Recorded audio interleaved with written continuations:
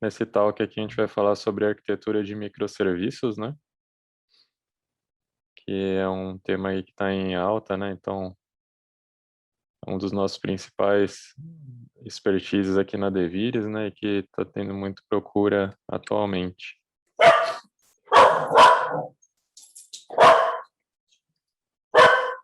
Só um minutinho.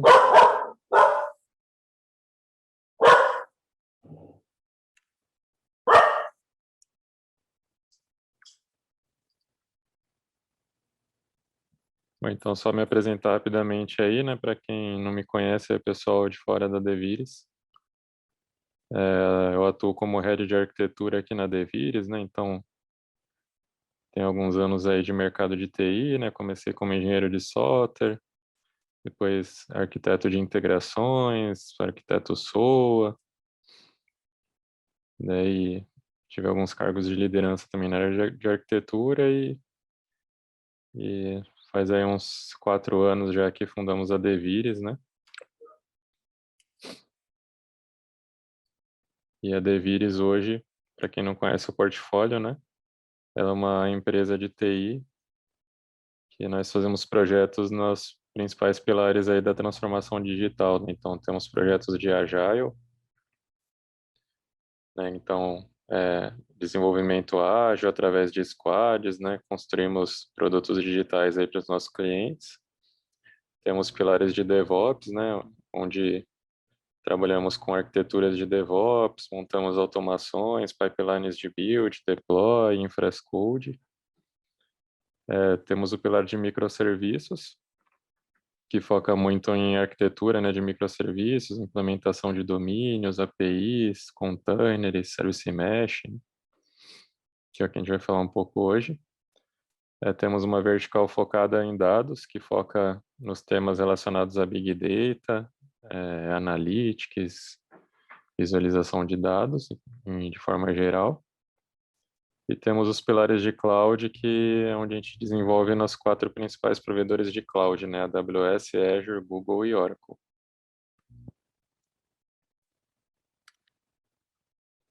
Bom, então para começar aqui nossa talk, né? Para quem não está tão familiarizado, né, por que surgiram, né, os microserviços, né? Então aqui eu tenho um exemplo de como que é uma aplicação tradicional, né, que vocês costumam ver geralmente nas empresas. Então aqui é um exemplo de uma aplicação de e-commerce, né, fictícia aqui só para a gente brincar, né? Então eu tenho uma aplicação de e-commerce, geralmente ela roda num application server, né, que é um WebLogic, ou um JBoss, ou um Tomcat, né? Ou um IIS da Microsoft.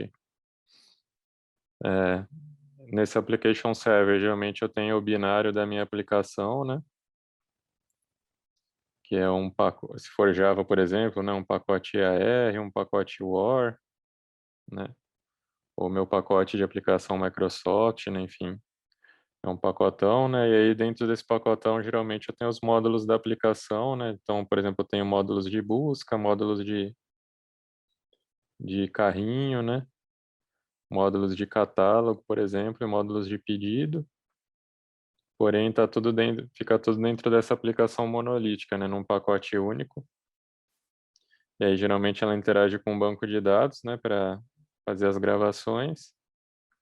Interage com serviços externos, por exemplo, para chamar web services, né? De pagamento, de frete, né? Esse tipo de coisa. E aí, geralmente, eu tenho um load balancer na frente, né? Porque aí, geralmente, as empresas têm mais de um application server, né? Para caso um caia, o outro assuma, né? Também para fazer balanceamento de carga. E esse load balancer faz o balanceamento de carga aqui nas instâncias, né, da aplicação. E aí, geralmente, quando a gente põe uma lupa, né, nesse pacotão aqui, geralmente ele está separado através de camadas técnicas, né? Então, tem lá a camada de apresentação, camada de negócio, camada de acesso a dados, né, o famoso DAO, e aí o banco de dados, né? Então, essa aqui é a cara de uma aplicação monolítica convencional, né, que a gente vê por aí. E aí, quando que a gente começa a ver as deficiências dessa arquitetura, né? Então, por exemplo, muitas vezes no e-commerce, o meu módulo de busca, ele é muito requisitado, né? Tem, por exemplo, 1000 requests por segundo aqui, e as empresas, os usuários requisitam muito a parte de busca, né? Já a parte de carrinho, por exemplo, ele pode ser uma funcionalidade que ela tem pouco acesso, né? Porque não é todo mundo que põe coisas no carrinho, mas por outro lado ela usa muita CPU, né? Fica calculando desconto, fica calculando frete, então ela tem essa característica. Por outro lado, o módulo de catálogo, ele, onde ficam, né, as informações dos produtos, as fotos, os preços, ele é um módulo que geralmente eu tenho muita leitura, né? Porque ele toda vez eu mostro, né, produtos na tela, porém eu tenho pouca escrita, né? É muito pouco comum alguém alterar a descrição de um produto, né? Ou alterar a foto de um produto. E já o módulo de pedidos, né, é um módulo que é o contrário, né? Eu tenho muita escrita porque as pessoas fazem muitos pedidos, né? Porém eu tenho pouca leitura, né? Raramente o pessoal entra para ver o status do pedido, né? Então, então aqui é um exemplo, né, de módulos totalmente diferentes, que têm requisitos totalmente diferentes, né, empacotados na mesma aplicação. E aí a mesma coisa acontece no banco, né? Acaba que a aplicação tem um banco único que fica tudo lá dentro. Aí esse banco ele geralmente é super pesado, né? Roda processo batch aqui junto, gera lock, gera concorrência. E por outro lado, os serviços externos também, né? De repente um parceiro de pagamento cai, fica fora do ar. Eu estou sujeito a ter falhas de conectividade, né? E a mesma coisa acontece com as camadas, né? Essa modularização das camadas em aspecto técnico, né, que a gente fala, né? Ela é altamente pobre, né? Porque eu crio camadas horizontais aqui, né? Então eu não vejo a funcionalidade, eu vejo o aspecto técnico. Aí acaba que eu fico com uma pastinha de DAO, por exemplo, com 100 classes de DAO, fico com uma pastinha de business com 200 objetos de business, né? E acaba que fica muito bagunçado, né, dessa forma. Então esses são os problemas que geralmente a gente tem numa aplicação monolítica. E aqui para descontrair um pouco, né, como que a gente identifica, né, os monolitos da nossa empresa, né? Quais são as frases clássicas que o pessoal fala, né? Então eu já vi casos, por exemplo, que para você fazer o deploy de uma aplicação, o pacote tinha 100 mega, né? E aí só para baixar esse pacote do repositório demorava vários minutos. E aí quando você ia fazer deploy desse pacote no servidor também demorava vários minutos só para fazer o deploy.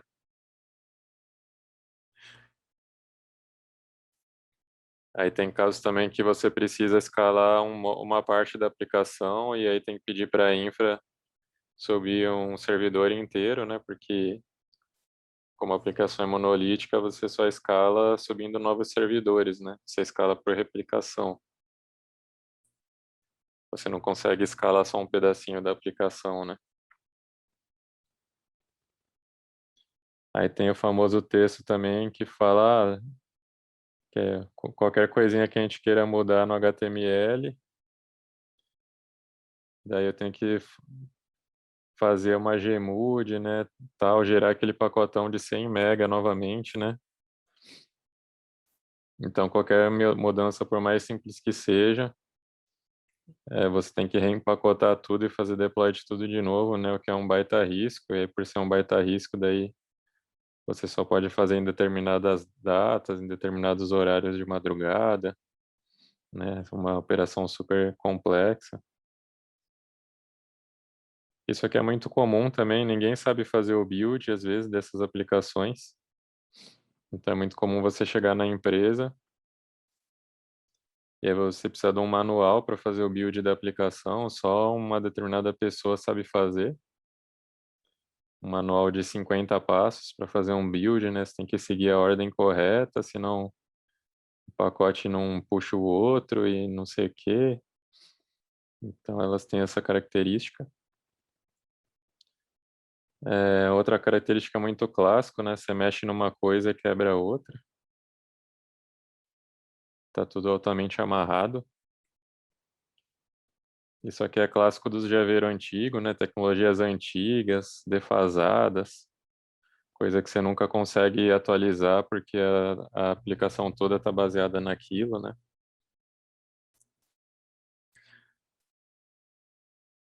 Outra característica comum é que elas suportam pouca concorrência, né? Todos os processos são síncronos. Se um serviço estiver lento, toda a aplicação fica lenta, né? Essa é outra característica. A gente vê as famosas classes de 1000 linhas, né? É o que a gente fala de domínio anêmico, né? Domínio pobre. Aquelas funções faz tudo, né? Que a gente tinha antigamente, né? Funções.asp lá, arquivo de 5000 linhas. A gente tem geralmente muita regra de negócio no banco, né? Essa é outra característica. Então, as camadas de aplicação não fazem nada e ficam fazendo proxy para uma procedure no banco que faz tudo, né? Outra coisa muito comum é pôr regra de negócio no barramento de serviços, né? Então, quem já mexeu com barramento de serviços vê lógicas em XML, né? Isso aqui é outra característica. Outra característica é que não tem nenhuma automatização de teste. Dificilmente você vê uma aplicação monolítica com teste automatizado, né? É quase impossível fazer e gerar massa e fazer funcionar. E outra característica comum é que ela não tem nenhum failover, né? Então, é, qualquer coisinha que fica fora do ar, geralmente a aplicação inteira fica fora do ar. Então, essas são características clássicas aí de aplicações monolíticas, né? E aí, como que surgiram os microserviços, né? A ideia dos microserviços. Basicamente, eles surgiram desses dois livros aqui, né? Do Eric Evans e do Val Vernon aqui, onde eles trouxeram o conceito do DDD, né? Domain Driven Design, que basicamente é uma série de conceitos, né, e técnicas é, pregando que a sua aplicação ela tem que ter foco no domínio, né? Então, o domínio de negócio é a coisa mais importante da aplicação, né? E ela define muito bem as fronteiras, né, entre os domínios de negócio. Então, essa é uma palavra muito importante aqui, né? Sempre que a gente fala de microserviços, domínios de microserviços, isso vem do conceito de DDD, né? E aí o DDD ele prega basicamente esses 4 temas, né? Então a gente tem muito forte o conceito do domínio, né? Que ele driva toda a nossa aplicação. Ele traz forte o conceito da linguagem, né? Então isso aqui basicamente prega que você tem que sempre procurar usar linguagens na programação que seja comum para a área de negócio, né? Então, por exemplo, se o seu usuário de negócio chama um cliente de participante, por exemplo, na sua classe Java, o nome da classe tem que ser participante, o nome da tabela tem que ser participante, né? O código ele tem que falar a mesma linguagem do time de negócio, porque isso facilita o alinhamento, né, entre os programadores e os gerentes e os usuários finais. Ele traz muito forte o conceito de contextos, né? Então, o que que são contextos, né? São basicamente pedaços da aplicação que tratam num determinado assunto, né? Então, não, você tem que ter isso muito bem separado, né? E não misturar os contextos, né? Então, por exemplo, o contexto de pedidos é diferente do contexto de busca, o contexto de carrinho, né? Então você tem que ter muito claro os contextos da sua aplicação. E aí, por fim, você tem os modelos, né, que são basicamente a sua solução técnica, né, para o programa que você está desenvolvendo, né, o seu domain model, né, que são seus objetos, como eles se relacionam. Então, para quem não conhece o DDD, né, assim, eu recomendo fortemente, principalmente esse livro azul, né, que é o mais importante aí do DDD e mais famoso, que para quem não leu, na hora que lê esse livro aqui, ele muda completamente a forma de você pensar, né, no desenvolvimento de software, né. Eu diria que ele é meio que imprescindível para qualquer desenvolvedor.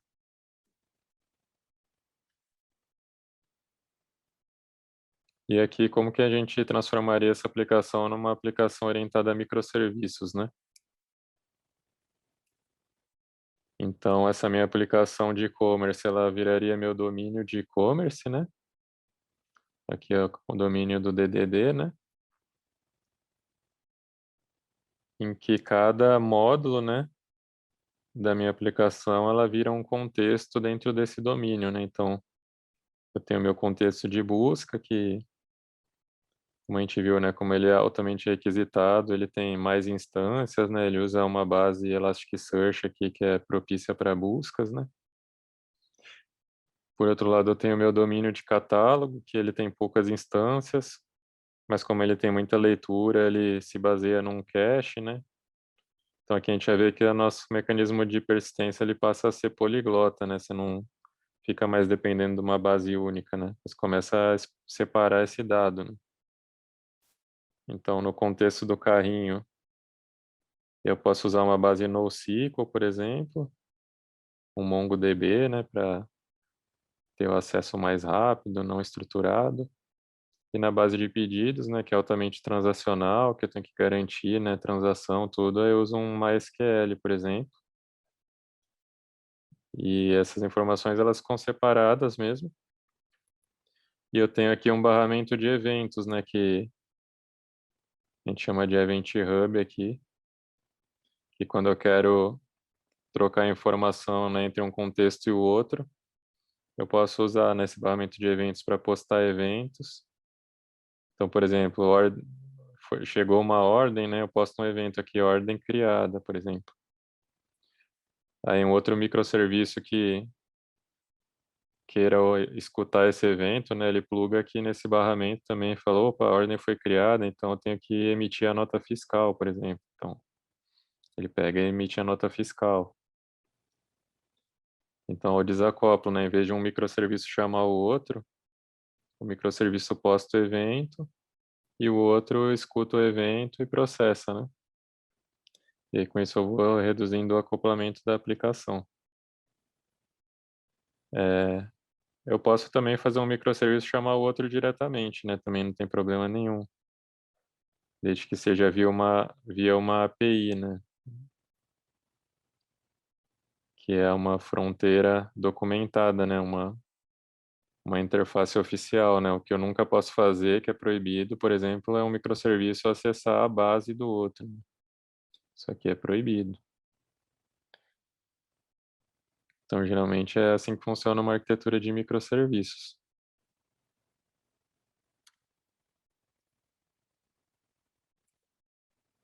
Então, o contrário, né, de quando você faz errado, né, como você sabe que está fazendo certo, né, sua arquitetura de microserviços. Quando você aplica os conceitos de DDD, né, então você tem o conceito de domínios, de contexto, você usa a linguagem do negócio no seu código, você tem isolamento, né, entre os microserviços, é, principalmente lógico e muitas vezes até físico, né? Então, você pode até separar em servidores fisicamente, ou você pode separar em áreas dentro do mesmo servidor, mas os módulos eles ficam isolados, né? Você tem independência, né? Por elemento funcional da aplicação. Então, você consegue escalar por funcionalidade, né? Então, eu consigo escalar a busca, diferentemente dos pedidos. né? Enfim. Eu tenho baixo acoplamento e alta coesão, né? Que são conceitos aqui da orientação a objeto básicos, né? Então, baixo acoplamento são classes que a fronteira de comunicação entre elas é reduzida, né? E alta coesão é responsabilidade única, né? Aquele microserviço ele só faz aquilo e nada mais, né? Você para de ter aqueles microserviços que fazem tudo, né? Você tem descentralização de dados e de governança, né? Então, obviamente, você deixa de ter uma aplicação única para ter vários microserviços. Então, você também tem que gerenciar isso de maneira descentralizada, né? Lembrando que isso é diferente de não ter nenhuma governança, né? Tem que ter sempre uma governança.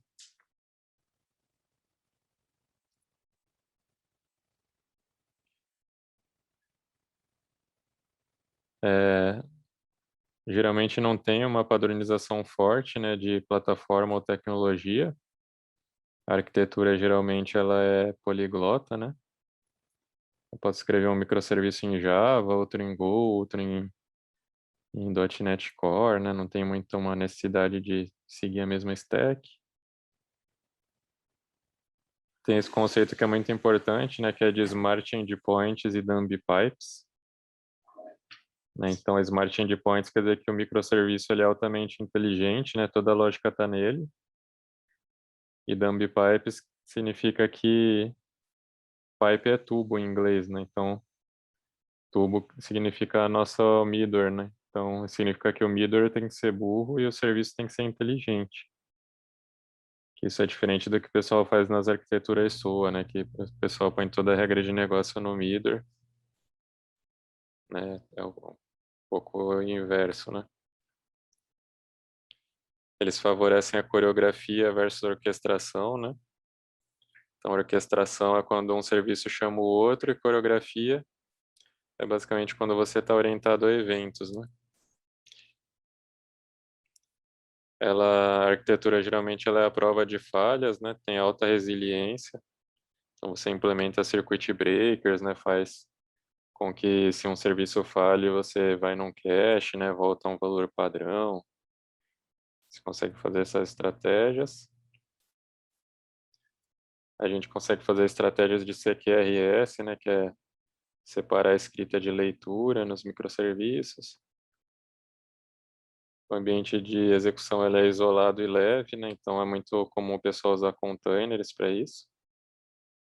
E a gente tem forte cultura de agilidade e DevOps, né? Que favorecem todo esse ambiente, né?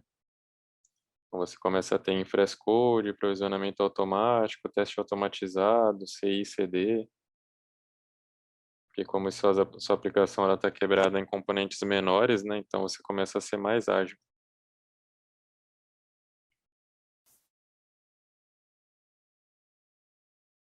E aqui o que não é uma arquitetura de microserviços, né? Então a gente fala que não é uma bala de prata, né? Então nem toda aplicação precisa de microserviços.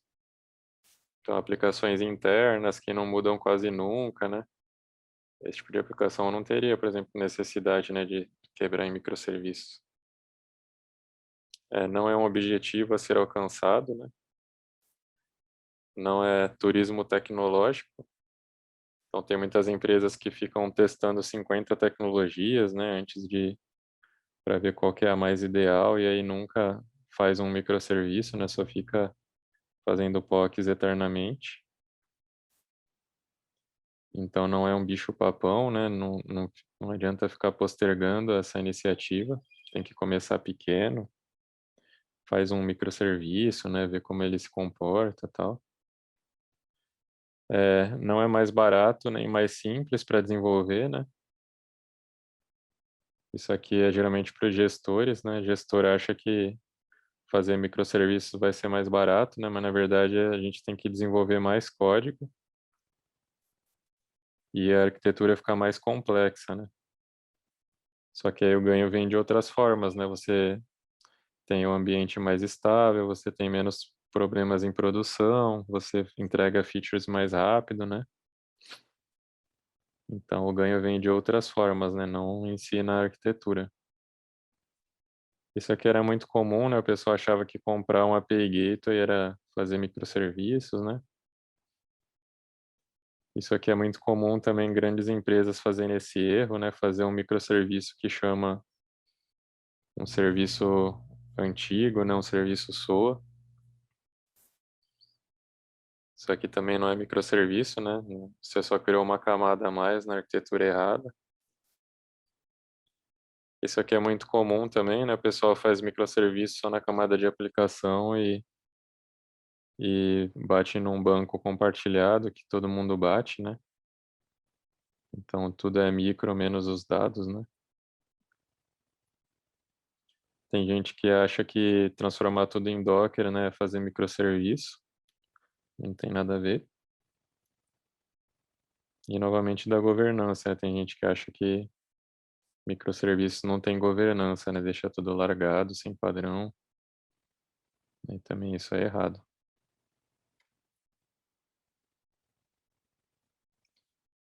E aqui um pouco da como a gente traz isso para a arquitetura corporativa, né? Então aqui a gente deu um exemplo de uma aplicação, né, que é um cenário muito simples, de uma aplicaçãozinha sendo migrada para microserviços. Mas geralmente quando a gente vai numa grande empresa, né, a TI dessa grande empresa ela é muito mais complexa, né? Você tem milhares de bancos de dados, tem milhares de aplicações, tem milhares de plataformas, tem cloud, tem sistemas, né? Então é muito mais complexo do que uma simples aplicação, né?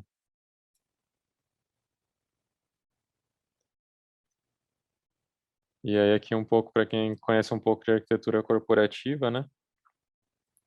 A gente consegue fazer um bom comparativo aqui, né, de trazer o conceito de microserviços para a arquitetura corporativa, né? Então é muito comum, por exemplo, né, a gente ter os capability maps, né, que é os mapas de capacidades da empresa. Daí eu posso tenho o conceito de camadas de anticorrupção, né, que é como que a minha camada de aplicativo, né, se integra, né, com os demais sistemas. E posso construir camadas de abstração, né, que conseguem fazer meu DDD ficar agnóstico à tecnologia, né? E aí eu consigo trazer isso para o mundo dos microserviços, né? Então, como que a gente faz a decomposição da empresa, né? Então, diferente da decomposição da aplicação, né, que era muito simples, que eu tenho o conceito dos meus módulos, né, que estão ali naquele mundinho da aplicação. Geralmente eu tenho a mesma coisa numa grande empresa, né? Então, uma grande empresa, geralmente ela é organizada com alguma estrutura, né, de que a gente pode trazer para o conceito de domínios e subdomínios, né? Daí isso a gente chama de capability, né? Então, por exemplo, as empresas têm os domínios e subdomínios, a gente pode pensar como departamentos, né? Então tem sei lá, o departamento de TI, o departamento de marketing, o departamento financeiro. E esses departamentos, eles têm capacidades, né? Então, por exemplo, o departamento financeiro, ele tem que fazer pagamentos, ele tem que fazer recebimentos, ele tem que emitir notas fiscais. É, o domínio de marketing, né? Ele tem que disparar campanhas, né? Criar públicos. É, eu tenho que ter um CRM, né? Um sistema de relação com o cliente. Eu tenho que ter meu ERP, por exemplo, né? Para gerenciar estoque, né? Então, e assim você vai separando, né? As capabilities da empresa, né?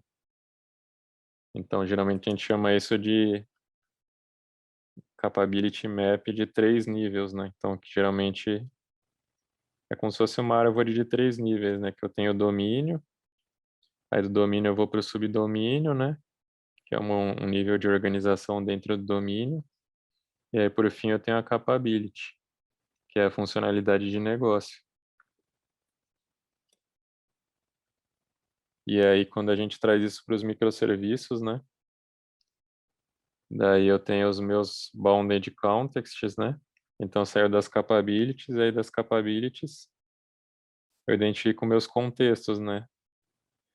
E aí não tem muito uma regra, né? Eu posso ter contextos que estão inteiros dentro de uma capability única, ou eu posso ter contextos que permeiam mais de uma capability, né? E aí, por fim, aí disso eu derivo minhas APIs, né? Então, acaba que as minhas APIs corporativas, né? Elas acabam refletindo contextos de negócio da corporação, né? E as APIs corporativas, na verdade, são os microserviços, né? Só que aí não são mais microserviços específicos de uma aplicação, né? São microserviços da organização como um todo, né? Que eles podem ser reutilizados, né? Dentro da empresa, né? Aqui alguns exemplos, né? De capability maps aí, né? Que eu puxei da internet, né? Então, tem vários tipos, né? De capability map, né? Então, até esses todos aqui são de 2 níveis, né? Então, geralmente é uma forma de você organizar as funcionalidades dentro da empresa. E aí, com isso, a gente cai também numa arquitetura de referência, né, para microserviços. Então, como que essa arquitetura ela foi evoluindo, né? Então, desde lá do passado, né, quando as empresas criavam aplicações monolíticas, que aí tinha o Vue, o Business e o DAO, né, e o banco, e aí ficava tudo junto. Aí, em determinado momento, veio o conceito de EAI no mercado, né, Enterprise Application Integration, que as empresas começaram a ter mais aplicações, né, e aí eles tinham que integrar essas aplicações de alguma forma. Então eles começaram a fazer uma aplicação chamar a outra, né, e aí isso de maneira recursiva, né, acabava que criava essas teias de aranha, né, uma aplicação chamando a outra aqui, e aí você perdia muito, meio que o controle, né, de quem chama quem, ficava muito bagunçado. Aí depois o mundo evoluiu para o SOA, né? Então, como que é uma arquitetura sua, né, um pouco mais organizada, né? Você tem um ESB aqui, né, o Enterprise Service Bus, e esse Service Bus ele expõe, né, os serviços da empresa, e daí, ao invés de uma aplicação ficar chamando a outra diretamente, né, elas se chamam através do bus, né? O bus orquestra elas, né? Então fica um pouco mais organizado.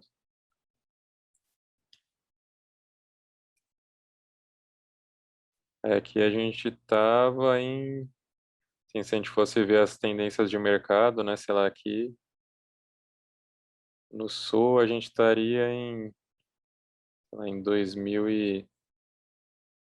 a gente está em 2021, né, que até em 2012, mais ou menos, as empresas trabalhavam muito assim, né, 2012, 2014. Aí depois o mundo foi o pessoal começou a ver as necessidades das APIs, né? Então, quando começaram a vir as aplicações mobile, né, que não falavam muito bem com SOAP e tal, aí o pessoal viu a necessidade de começar a usar APIs REST, né? Aí eles criavam um API Gateway aqui em cima do Service Bus, né? A gente chama de SOA API Enabled. E aí, por fim, é no momento que a gente está hoje, né? Que é o mundo de microserviços, né? Então, a gente deixa de ter esses grandes centralizadores aqui e a gente passa a ter APIs corporativas, né? Mais segregadas e mais inteligentes, né?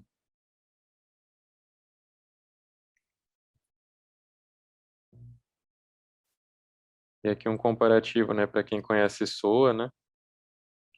Quem veio do mundo de SOA, né?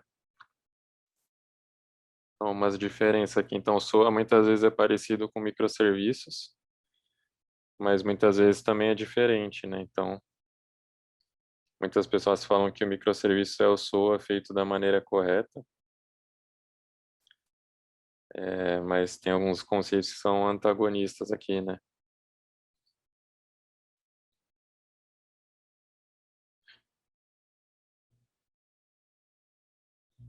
E aqui alguns exemplos, né, de arquiteturas de referência aqui para microserviços, né, que a gente trabalha. Então, geralmente você tem os canais de entrada da empresa, né? Então, os sistemas, aplicações, sensores, né? Essas informações elas entram através de um API Manager, né? Ou um API Gateway. Aí dentro desse API Gateway eu tenho minhas taxonomias de APIs, né? Então tem APIs internas, APIs privadas, APIs públicas, tenho BFFs. É, daí geralmente eu tenho um, uma engine de orquestração de containers, né? Que geralmente roda em Kubernetes, que é para eu poder ter os microserviços aqui dentro de maneira automática, né, sem desperdiçar recursos. Daí eu posso ter o conceito de Service Mesh, né, aqui é um exemplo do Istio, né, então posso ter um Service Mesh aqui também rodando dentro do Kubernetes. Eu tenho o meu farm de persistência, né, desses microserviços, daí eu tenho os bancos relacional, NoSQL, em memória, busca. Aí, geralmente quando vai falar com sistemas legados, né, a gente faz de maneira assíncrona, né, então a gente usa um barramento de eventos aqui. Pode ser um Kafka, um RabbitMQ, né? É, geralmente eu posso ter aqui um que a gente chama de Data Hub, né? Que é um repositório de dados com dados replicados aqui para fácil acesso, né? Dos microserviços. Então, às vezes, em vez do microserviço ir direto no legado, né? Consultar um dado, ele vai numa base NoSQL, né? Que já está com o dado do legado replicado lá dentro. Daí eu tenho um Authorization Server, né, que faz toda a parte de single sign-on, né, tanto para os microserviços, quanto para as APIs, quanto para os fronts. E ele é compartilhado, né, porque o token que você gera, né, do usuário, ele permeia, né, todas as camadas aqui. Esse é um exemplo, né? Aí tem um outro exemplo vertical aqui dessas camadas, né, que eu gosto bastante. Então eu tenho geralmente os fronts, né, da empresa, tem os parceiros de integração. As requisições entram através dos back-ends, né? Que podem ser BFFs ou monolíticos. Parceiros de integração geralmente entram através do API Gateway, né? E as APIs podem então ser APIs privadas, né? Que você libera via VPN, né? Só com muito cuidado. Ou podem ser APIs públicas, que é quando você tem um portal do desenvolvedor que qualquer pessoa pode entrar, criar uma conta e chamar suas APIs, né? Daí geralmente você tem um conceito de um API Gateway interno que onde você expõe suas APIs corporativas, né? Então aqui a gente tem até um conceito que é importante, né? Que aqui eu tenho o API Gateway externo e aqui eu tenho o API Gateway interno, né? Onde eu padronizo aqui as APIs internas. E aqui eu tenho os microserviços de fato, né? Que eu posso quebrar em conceitos também, né? Eu posso ter microserviços que tem a regra de negócio. Eu posso ter microserviços que só fazem acesso a dados, né? Eu posso ter microserviços que só fazem desacoplamento, né? Trabalham como camada anticorrupção. E aí eu acesso meus dados, né? Meus bancos de dados, Oracle, MySQL, SQL Server. Ou acesso meus sistemas legados aqui, né? SAP, Salesforce, Siebel, enfim, qualquer sistema legado.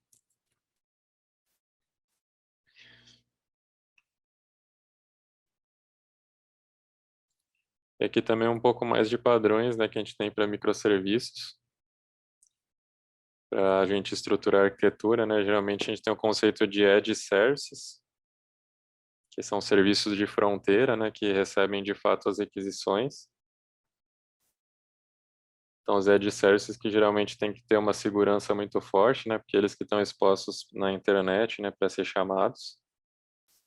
Eles podem ser tanto BFFs, né, quanto podem ser APIs mesmo.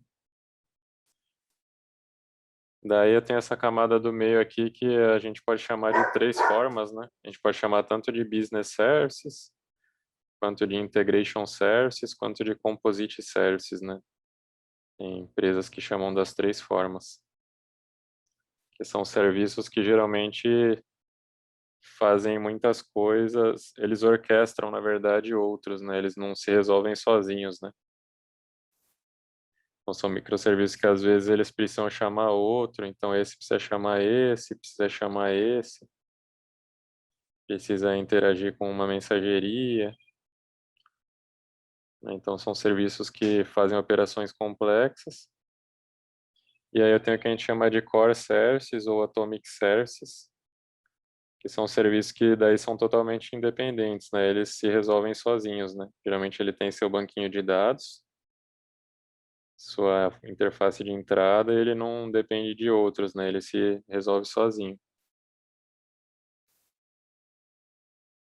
E aí esses daqui eles têm mais tendência a ser reutilizáveis, né? Porque eles têm uma responsabilidade muito bem definida.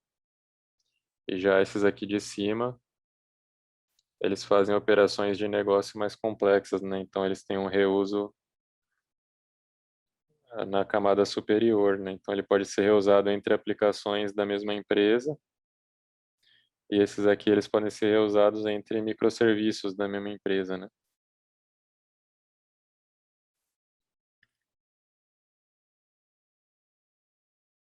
E aqui só para desmistificar um pouco, né, algumas lendas que o pessoal fala de microserviços, né?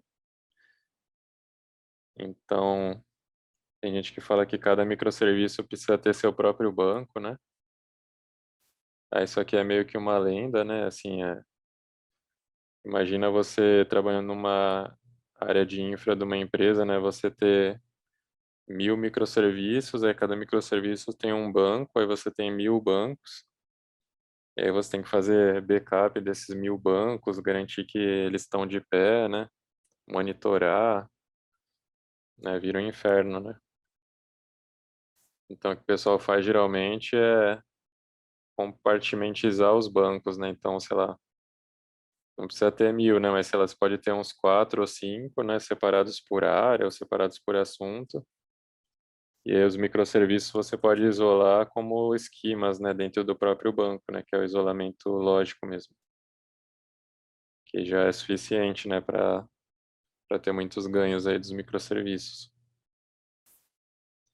Aqui outra lenda, né, que é obrigatório ter um API Gateway, né, dá para fazer microserviços sem API Gateway, né, dá para o seu API Gateway ser um microserviço, né, você não precisa comprar um API Gateway, você pode usar um Zoo da vida, né, ou um Spring Cloud Gateway, né. Na verdade, o que você precisa é de um Edge Service, né? Que pode ser qualquer coisa, né? Não necessariamente um API Gateway. Toda a comunicação entre microserviços precisa passar por um API Gateway, né? Então, tem gente que fica sempre reentrando no API Gateway, né? Para um serviço chamar o outro sempre através do Gateway. Isso causa muito overhead, né? Então, hoje em dia já existe um conceito que chama Service Mesh, né? Que resolve esse problema aqui. Então você pode ter o API Gateway só no ponto de entrada inicial, né? E depois você comunica dentro do Service Mesh. Isso aqui é outra lenda também, né? Tem gente que fala que todo microserviço, para ser microserviço, ele tem que sempre usar mensageria, né? Trabalhar com evento. Na verdade é bom, né? Quando ele trabalha com evento, mas tem muito momento também que um tem que chamar o outro de maneira assíncrona mesmo. E não tem problema nenhum, tipo, é super comum fazer isso. Isso aqui é outra lenda também, que eu só posso ter um microserviço que lida com o cliente. A entidade cliente só pode estar em um microserviço. É, isso é uma lenda parcial, né? Na verdade, é bom você ter as entidades em lugares bem definidos, né? Mas você pode ter representações diferentes da entidade em microserviços diferentes, né? Então, por exemplo, você pode ter um microserviço de cliente, que tem entidade cliente, mas ele tem um propósito de cadastro, né? De lidar com dados de contato. Então, ele vai ter, sei lá, telefone, endereço, e-mail. Mas você pode ter um microserviço, por exemplo, que lida com cliente numa outra perspectiva, né? Uma perspectiva de marketing, por exemplo. Então, daí esse microserviço ele também vai ter a entidade cliente, mas ele vai ter outros atributos, né? Ele vai ter lá, preferências de notificação, interesses, e vai ter outros dados, né? Mas os dois falam da entidade cliente, né? Então, não existe essa regra. Isso aqui é outra lenda, né? Não existe reuso de microserviços, né? Obviamente, quando a gente está numa arquitetura corporativa, a gente precisa ter reuso. Não faz sentido ficar replicando o mesmo código, né, várias vezes. É obrigatório usar CQRS, né, em todo microserviço, então a empresa já cria o microserviço com duas bases já. Isso aqui é mó lenda também. Pouquíssimos serviços, né, precisam de CQRS, né. É impossível monitorar o ambiente de microserviços, né, é outra lenda, né. É um pouquinho mais difícil, mas tem várias ferramentas, né, para isso, né. Basta centralizar os logs, ter trace distribuído e tudo mais. Isso aqui é outra lenda, né, que no microserviço não dá para garantir o commit na base e a postagem na fila, né, quando a gente está trabalhando com mensageria. Aí já tem uns patterns que resolvem esse problema, né, tem o que a gente chama de outbox pattern hoje em dia, para resolver esse problema.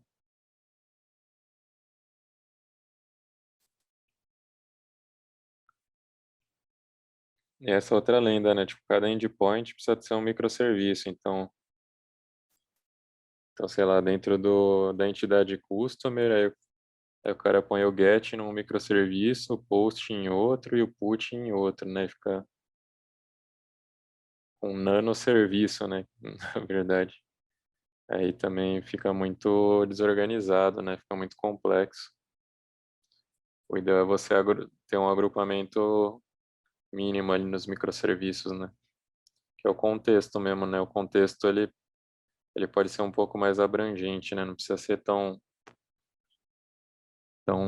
granular, né?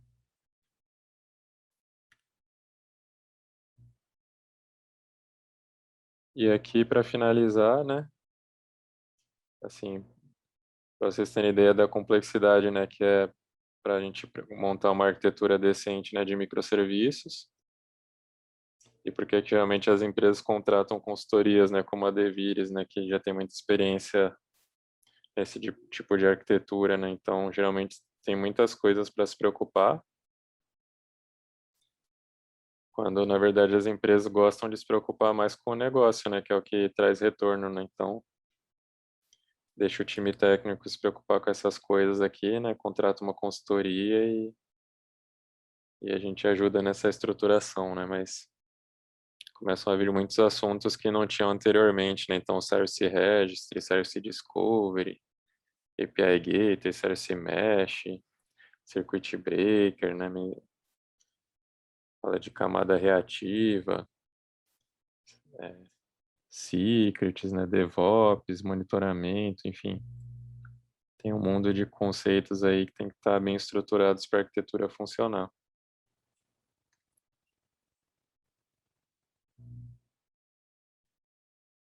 E é isso aí.